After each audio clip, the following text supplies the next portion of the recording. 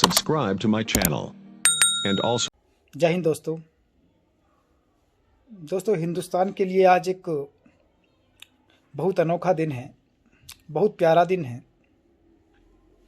आज का दिन जितनी खुशी मनाई जाए देश के लिए उतनी ही कम होगी, क्योंकि आज के दिन हिंदुस्तान की महान शख्सियत मौलाना अबुल कलाम आज़ाद का जन्म हुआ था। 11 नवंबर 1888 ईस्वी को मौलाना अबुल कलाम ने सऊदी के मक्का शहर में जन्म लिया और उस प्यारे शहर में अपनी आंखें खोली। मौलाना अबुल कलाम आज़ाद का सऊदी से एक बहुत गहरा नाता है। उस मक्का शहर से जहां दुनिया भर के मुसलमान जाना चाहते हैं, उस मक्का शहर से जहां दुनिया भर के मुसलमान ये चाहते हैं कि मैं हज करने जाऊं, उम्राह करने जाऊं, तो मक्का मदीना ज़रूर देखूं। मगर उस शख्सियत ने उस शहर में जन्म लिया, नबी के उस शहर में जन्म लिया, और जब हिंदुस्तान आए तो पूरे हिंदुस्तान को अपनी पढ़ाई से, रोशनी से पूरे देश को रोशन कर दिया। भारत में 1857 की असफल क्रांति के बाद उनका परिवार मक्का चला गया था। उनके पिता मौलाना खैरुद्दीन साल 1898 में परिवार सहित भारत वापस लौट आए और कलकत्ता में बस गए। आज़ाद तो बचपन से ही किताबों का शौक़ था। वो 12 साल के थे तब से ही पुस्तकों पत्रिकाओं में से लेख लिखने लगे। साल 1912 में आज़ाद ने अल हिलाल नाम की एक पत्रिका की शुरुआत की। यह पत्रिका अपने क्रांतिकारी लेखों की वजह से चर्चा में रही। ब्रिटिश सरकार ने 2 साल के भीतर ही इस पत्रिका पर बैन लगा दिया। इस पत्रिका की जो राशि थी, जमा राशि थी, उसको जब्त कर लिया और मौलाना अबुल कलाम आज़ाद की उस पत्रिका पर जुर्माना लगा दिया और उसे बंद करवा दिया। 1916 आते आते आज़ाद को बंगाल से चले जाने का आदेश दे दिया गया। रांची में नज़रबंद कर दिया गया। सार्वजनिक जीवन में उतरने के साथ ही आज़ाद ने स्वतंत्रता के लिए राष्ट्रीय एकता को सबसे ज़रूरी हथियार बताया। साल 1921 में आगरा में दिए एक भाषण के दौरान उन्होंने अल हिलाल के प्रमुख उद्देश्यों का जिक्र किया। उन्होंने कहा, मैं ये बताना चाहता हूँ कि मैंने अपना सबसे पहला लक्ष्य हिंदू मुसलमान एकता रखा है। मैं दृढ़ता के साथ मुसलमानों से कहना चाहूँगा कि उनका कर्तव्य है कि वे हिंदुओं के साथ प्रेम और भाईचारे का रिश्ता कायम करें, जिसमें हम सफल राष्ट्र का निर्माण कर सकें। मौलाना आज़ाद के लिए स्वतंत्रता से भी ज़्यादा महत्वपूर्ण थी राष्ट्र की एकता। साल 1923 में कांग्रेस के विशेष अधिवेशन में अपनी अध्यक्षता संबोधन में उन्होंने कहा, अगर कोई देवी स्वर्ग से उतर कर भी आए और कहे कि हम हिंदुस्तान को आज़ाद करा देंगे, लेकिन हिंदू मुसलमानों को अलग होना पड़ेगा, तो मुझे ये मंजूर नहीं है कि मैं हिंदू मुसलमान को अलग करा सकूं।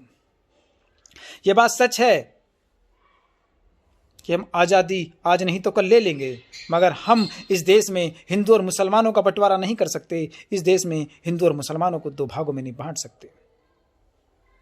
अगर हिंदू मुसलमान देश से बट गए तो ये हिंदुओं का, ये मुसलमानों का नुकसान नहीं होगा, ये भारत का नुकसान होगा, जो भारत कदापि इस चीज़ को बर्दाश्त नहीं कर सकता और मरते दम तक मैं ये चीज़ सहन नहीं कर सकता कि हिंदुस्तान से हिंदू और मुसलमान 2 भागों में बांट दिए गए। एक ऐसे दौर में जब राष्ट्र और संस्कृति पहचान को धर्म के साथ जोड़कर देखा जा रहा था, उस समय मौलाना आज़ाद एक ऐसे राष्ट्र की परिकल्पना कर रहे थे जहां जाति, संप्रदाय, लिंग किसी के अधिकारों में न आड़े आए। हिंदू मुस्लिम एकता के पैरोकार मौलाना आज़ाद कभी भी मुस्लिम लीग की तारीफ नहीं करते थे, मुस्लिम लीग की बात नहीं करते थे, न उनका समर्थन करते थे। उन्होंने खुलकर मुस्लिम लीग का विरोध किया। 15 अप्रैल 1946 को कांग्रेस अध्यक्ष मौलाना आज़ाद ने कहा, मैंने मुस्लिम लीग की पाकिस्तान के रूप में अलग राष्ट्र की पहचान मांग को हर पहलू से देखा और इस नतीजे पर पहुंचा कि यह फैसला न सिर्फ भारत के लिए नुकसानदायक होगा, बल्कि इसके दुष्परिणाम खुद मुसलमानों को भी झेलने पड़ेंगे। यह फैसला समाधान निकलने की जगह और ज़्यादा परेशानियां पैदा करेगा। अगर हिंदुस्तान और पाकिस्तान को 2 भागों में बांट दिया गया तो ये समाधान नहीं होगा, ये और परेशानियों का सबब बनेगा और परेशानियों का कारण बनेगा। मौलाना आज़ाद ने बंटवारे को रोकने की हर संभव कोशिश की। साल 1946 में जब बंटवारे की तस्वीर काफ़ी हद तक साफ होने लगी और दोनों पक्ष भी बंटवारे को पर सहमत हो गए, तब मौलाना आज़ाद ने सभी को आगाह करते हुए कहा कि आने वाले वक्त में भारत इस बंटवारे के दुष्परिणाम झेलेगा। उन्होंने कहा था कि नफरत की नींव पर तैयार हो रहा नया देश तभी तक जिंदा रहेगा जब तक नफरत जिंदा रहेगी। जब बंटवारे की ये आग ठंडी पड़ने लगेगी तो ये देश भी अलग अलग टुकड़ों में बंटने लगेगा। पाकिस्तान का जो भविष्य था वो मौलाना आज़ाद ने पहले ही तय कर दिया था। उन्हें पता था कि अगर हिंदुस्तान और पाकिस्तान दो हिस्सों में बंट गए तो पाकिस्तान का क्या भविष्य होगा और हिंदुस्तान के मुसलमानों का क्या भविष्य होगा। मौलाना ने जो दृश्य 1946 में देखा था वह पाकिस्तान बनने के कुछ सालों बाद 1971 में सच साबित हो गया। मौलाना आज़ाद ने पाकिस्तान के संबंध में कई और भविष्यवाणी की। उन्होंने पाकिस्तान बनने से पहले भी यह कह दिया था कि यह देश एकजुट होकर नहीं रह पाएगा, यहाँ राजनीतिक नेतृत्व की जगह सेना का शासन चलेगा। यह देश काफ़ी कर्ज के बोझ के तले दबा रहेगा, पड़ोसी देशों के साथ युद्ध के हालातों का सामना करता रहेगा। यहाँ अमीर व्यवसायी वर्ग राष्ट्रीय संपदा का दोहन करेंगे और अंतर्राष्ट्रीय ताकतें इस पर अपना प्रभुत्व जमाने की कोशिश करती रहेंगी। इसी तरह मौलाना ने भारत में रहने वाले मुसलमानों को भी यह सलाह दी कि वह पाकिस्तान की तरफ पलायन ना करें। उन्होंने मुसलमानों को समझाया कि उनके सरहद पार चले जाने से पाकिस्तान मजबूत नहीं होगा बल्कि भारत के मुसलमान कमज़ोर हो जाएंगे। उन्होंने बताया कि वह वक्त दूर नहीं जब पाकिस्तान में पहले से रहने वाले लोग अपने क्षेत्रीय पहचान के लिए उठ खड़े होंगे और भारत में वहाँ जाने वाले लोग बिन बुलाए मेहमान की तरह पेश आने लगेंगे, जो पाकिस्तान में आज शायद हो रहा है। मौलाना ने मुसलमानों से कहा, भले ही धर्म के आधार पर हिंदू तुमसे अलग हों, लेकिन राष्ट्र और देशभक्ति के आधार पर तुम भाई हो, भाई थे और भाई रहोगे। वहीं दूसरी तरफ पाकिस्तान में तुम्हें किसी राष्ट्र से आए नागरिक की तरह देखा जाएगा। जब हम पीछे मुड़कर देखते हैं तो मौलाना आज़ाद की अक्ल की दाद देनी पड़ती है। उनकी सटीक भविष्यवाणी प्रशंसनीय है। शायद यही प्रशंसा थी कि जिसकी वजह से पाकिस्तान लेखक अहमद हुसैन कामिल ने यह सवाल पूछा था कि अब वो वक्त आ गया है कि उपमहाद्वीप में मुसलमान जो बीते 25 सालों में अभाव और अपमान से जूझ रहे हैं उस महीने की विचारधारा को अपनाएंगे जिसे उन्होंने 1947 में खारिज कर दिया था। इस तरह की शख्सियत थी मौलाना आज़ाद। मौलाना आज़ाद जब मुसलमानों को कलाम दे रहे थे, जब मुसलमानों से उन्होंने बोला था, जब मस्जिद की सीढ़ियों पर चढ़कर, मुसलमान भाइयों तुम पाकिस्तान मत जाओ, हमारा ये मादरे वतन है, अगर हम पाकिस्तान चले गए तो हमारा सब कुछ ख़त्म हो जाएगा। मगर जो लोग पाकिस्तान चले गए आज वो जानते हैं कि उनका क्या ख़त्म है। हिंदुस्तान में हमारी इज्जत आज भी एक इज्जतदार नागरिक की तरह, एक इज्जतदार शहरी की तरह होती है, मगर पाकिस्तान में जाने वाले उन लोगों की इज्जत जो हिंदुस्तान से गए वो आज भी उन्हें गलत निगाह से देखा जाता है, आज भी उन्हें मेहमान की तरह देखा जाता है, आज भी वो वहाँ के नागरिक ना बन सके। हिंदुस्तान का सबसे बड़ा नुकसान ही ये था पाकिस्तान का बंटवारा। आज हिंदुस्तान खुश है, हिंदुस्तान के मुसलमान खुश हैं, मगर हिंदुस्तान से जाने वाले वो मुसलमान क्या खुश हैं पाकिस्तान में, जो अपने मादरे वतन को छोड़कर चले गए, जो अपनी मिट्टी को छोड़कर चले गए, जो अपनी आबो अजदाद को छोड़कर चले गए, जिनके बाप दादा परदादाओं की कब्र हिंदुस्तान में हैं, वो छोड़कर चले गए। मगर वो इंसान, वो शख्सियत मौलाना का कलाम, मौलाना अबुल कलाम आज़ाद कहता रहा, मेरे मुसलमान भाइयों तुम पाकिस्तान मत जाओ। मगर जाने वाले मुसलमानों ने एक न सोची, हिंदुस्तान अपना सा लगना ही बंद हो गया था उन्हें।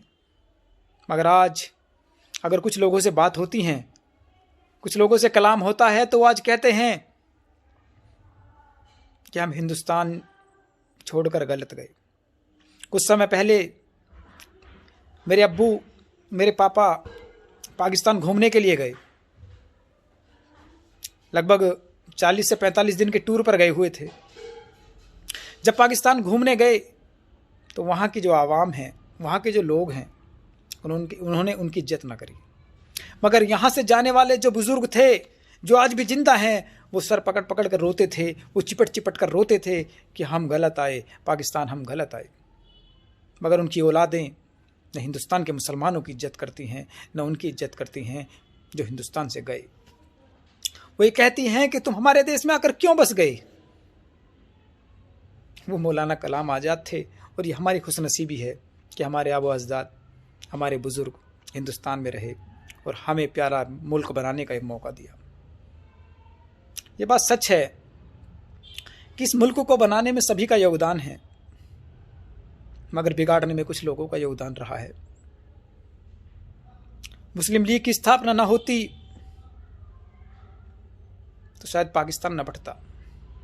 एक लालच, एक छोटा लालच, एक वो पद का लालच जो हिंदुस्तान और पाकिस्तान को दो हिस्सों में बांट दिया। जो हिंदुस्तान के मुसलमानों के साथ जो अन्याय किया, वो अन्याय शायद ही कभी भर पाएगा, शायद ही कभी उसका न्याय मिल पाएगा। चंद रुपयों के लिए, चंद पदों के लिए एक देश को ठुकराना, क्या क्या बुरा था अगर हम एक साथ रहते? सिर्फ इसलिए कि हिंदू और मुसलमान का झगड़ा हो गया। झगड़ा कराया किसने? न हिंदू और मुसलमान अगर आज हिंदुस्तान में रहते हैं तो मैं पूछना चाहता हूं अपने भाइयों से कि हम अलग हैं? हिंदू मुसलमान आज भी मोहब्बत और प्यार से रह रहे हैं। मगर क्या पाकिस्तान में जाने वाले हमारे हिंदू भाई, हमारे सिख भाई वहां खुश हैं? आए दिन हम न्यूज़ पे देखते हैं कि हमारे सिख भाई, हमारे हिंदू भाइयों के साथ अत्याचार हो रहा है। पाकिस्तान को ये समझना पड़ेगा और सबसे ज़्यादा समझने की ज़रूरत हिंदुस्तान के उन मुसलमानों को है जो हिंदुस्तान में रहे। प्यार मोहब्बत इतना बांट दो, जो गमों की खाई हैं, दुखों की खाई हैं, वो भर जाए। और मौलाना अबुल कलाम की बात पे अमल करो। और आज मैं उन्हें मुबारकबाद पेश करता हूँ जिनकी वजह से आज हम हिंदुस्तान में हैं। धन्यवाद।